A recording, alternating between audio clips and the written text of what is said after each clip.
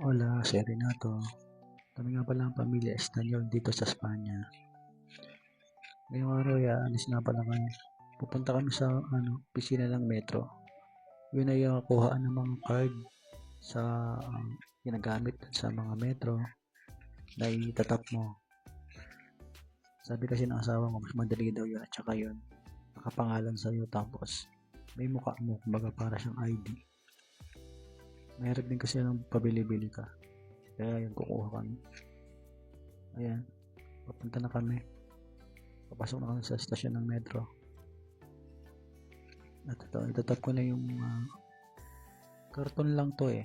Karton lang siya na ticket. So yun. At ayan, nandiyan na kami sa taas. Maghahantay na lang kami ng tren. Papunta ron sa Plaza Castilla kung saan malapit yung opisina ng metro. Siguro mga 5 minutes lang kami naghintay dyan. Kasi dyan, pag milalas-malas ka, ang tagal lang aantayin mo. Sabi ng asawa ko, minsan 1 oras o 30 minutes pa bago dumating yung tren. So that time naman maaga kami. And then, mabilis lang din dumating yung tren. Doon kami sa bandang dulo kasi doon yung mga sakayan ng baby, kumbaga mas mababa yung pintuan doon para sa mga karito or stroller. At yun ang asawa ko, mukhang happy, pakit siya.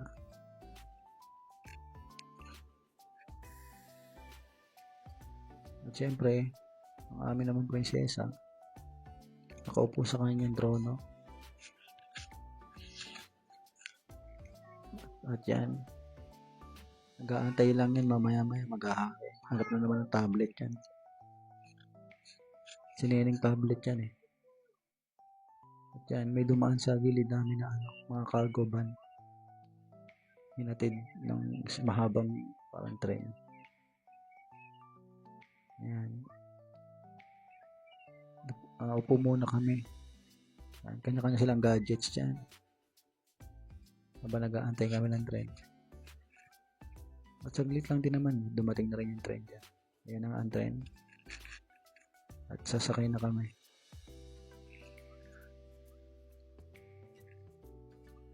Ayan na.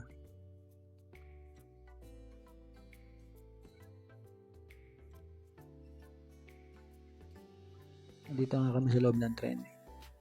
Maganda yung tren nila dito kasi malawak. Hindi naman mainit. Siyempre malamig. Sa labas na malamig. So yun. Sabi naman, malinis naman. May CR na rin pala yung na to. Tren na to. Kaya kung natawag ka na kalikasan o naiihi ka na, meron siyang CR. Makakaihi ka o makakadumi ka ng maayos. At yan. Ito yung time na to, medyo huminto yung tren. Nagkaroon lang siguro ng konting, hindi ko alam, baka, pero nakaano din naman. Mandar din naman siya agad. Unlike sa ibang like sa Pinas, talagang bababa yung mga pasahero. Ay nako. At ayun na nga, nakarating na kami sa estasyon na bababaan namin. Ayun na. Gahanap lang kami ng elevator.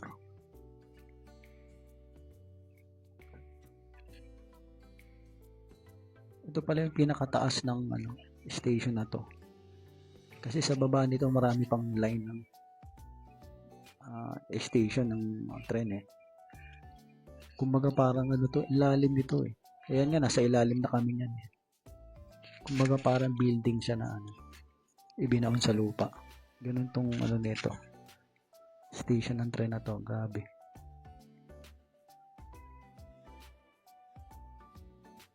Nakaka-amaze yung ganitong Sa Pinas hindi pwede yung ganito eh. Pag bumahap, para kayo aquarium sa ilalim yan. Lunod ng mga tao niyan. At ayan. Palabas na kami niyan. Para lilipat naman kami ng ibang line ng tren. At ayan. Stop kami. Dito pala sa ano na to, sa mga station na to, walang mga, yung mga nagtitinda na parang sa MRT, LRT sa atin na may mga shawarma, mga siomay, wala. Dito wala. Wala ka bibilan dito. At ito na nga, wala rin pala CR dito guys. So, yun ang ano sa kanila, walang CR yung mga stasyon nila. Yun lang yung trend dun sa ano, yung kaninang trend. Yun na may CR, pero dito sa mga station na to, wala silang ano. At ayun na nga, nakalipat na tayo ng train at nakababa na rin tayo. Galing kami sa kabila niyan, tumawid kami. Sinusundan namin yung Google Map. Madali lang, hindi naman din namin nakita yung ano, yung office. Kasi meron siyang building na pataas tapos may nakalagay na metro na malaki. Kaya madali namin nakita. Sa bandang kanan lang, ayan yung building na yan. Kaso, nagkamali kami niyan. Umikot kami sa likod niyan. Nalate tuloy kami ng 1 minute, pero ang sabi ng babae doon hanggang alas 2 lang daw. Sa schedule 2:30 nakalagay. Ang kulit nga ng babae, bad trip. Kaya nainis kami. Ayan, dumaan mo sa McDo kasi naiihina kami. Tapos niyan lumabas kami, pumunta rin sa kabila. Ayan, hihina ako niyan Ayan. Yan na nga yung pilahan. Ang kaso nga, hindi pala siya walk-in. Akala namin walk-in. Yung pala yung mga nakapila dyan mga nakasita rin or appointment sa English. Yung sita kasi nasalita Espanyol ng appointment.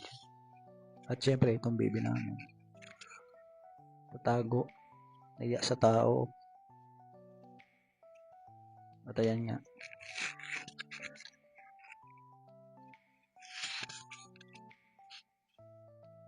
kaya ako naka long sleeve lang kasi nainitan ako. Talalakad na pinawisan ako kaya nabad ko yung jacket ko. Ayan, yan ang view sa Plaza Castilla. Malinis at mga bus station organized. May mga number kaya hindi ka talaga maliligaw o mamamali. At ayun nga, tumambay pa ako dyan. Painit ako. Kala mo talaga tambay lang yun. Parang tatawag ng pasahero boy Ayun na. At ito naman dito naghanap kami ng ng Photoshop kung saan kasi magpapapicture kami. Kailangan daw kasi yun para dun sa gagawin namin. At ayun, wala kami nahanap. Kaya pumunta na lang kami dito sa mall. Dito may Photoshop at dyan kami nakapagpa-picture. Maraming tao dyan kasi Sabado, Linggo yata yan. Kaya yun. Dito naman sa mall na to or kahit sa establishment dito sa Spain wala siyang aircon. Kumbaga heater, basta hindi siya mainit. Ang malamig sa labas. Baliktad sa Pinas sa Pinas ang malamig mga mall. Dito yan naman ang mainit. Sa labas ang malamig. Ganda yan. At ayan nga, tapos na kami pa-picture, dumaan kami sa grocery para bumili ng ham at saka nagtingin-tingin ng mga tinapay. Ayan, mga tinapay rito 2 piso 95 cents euro, ganon. At ayun, tapos na kami mamili, lumabas na kami sa lababada. At yan si Aya nang hihingi ng dede. Binigyan namin ng parang kaso pinipisil niya. Kaya nilipat ko sa dede niya. Ayan. Ayun nga yung bata, ang sama ng tingin sa kanya. Parang gusto rin yan dumede. At sabi niya ayaw. Oh. Sabi niya, no. Tapang yung batutan to. Plada. At ayan, nag-aantay kami na tumawid. Mag-green yung mga tatawid. Dito sa Spain priority talaga yung mga tumatawid. Lalo na pag tatawid ka sa hindi pedestrian. Hihintuan ka talaga. Sa Pinas kasi, di ba, pag wala ka sa pedestrian, sila yung may rights na kapag nabangga ka, kasalanan mo. Doon hindi. Dito hindi. Talagang hihintuan ka. Lalo na sa pedestrian pa. At yan, dito nga, kumain muna kami rito, nakakita kami ng upuan. Kinain muna namin yung isang balot na ham. Pahinga. Yan. And then, tapos nyan, naglakad na kami.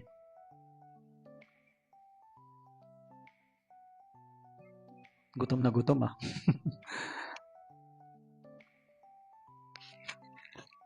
Ayan nga, naglalakad na kami papunta sa tita Ninang at tito Ninong ni Yaya. Sila tita ay sa bahay nila, tito Aubrey. Papunta kami doon bago umuwi ng bahay. Ayan. Walang katapos ang lakad. Pero hindi man nakakapagod kasi. Kasi pag huminto ka talagang grabe yung lamig na mararamdaman mo. Kaya talaga maglalakad ka na maglalakad. Hindi siya nakakapagod. Well, hindi nakakapagod naman. Siyempre, pag tuloy-tuloy naman, pawisan ka din. Pero, ayun nga, mas okay talaga maglakad kasi mag-stop. At ayan ang bata. Dito na kami sa bahay. Nagmawi-wawi pa ang batuta. Ay, dyan.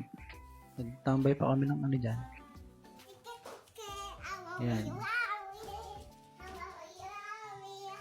Maraming salamat nga pala sa mga nanood ng mga video ko. Thanks for watching. Hasta luego.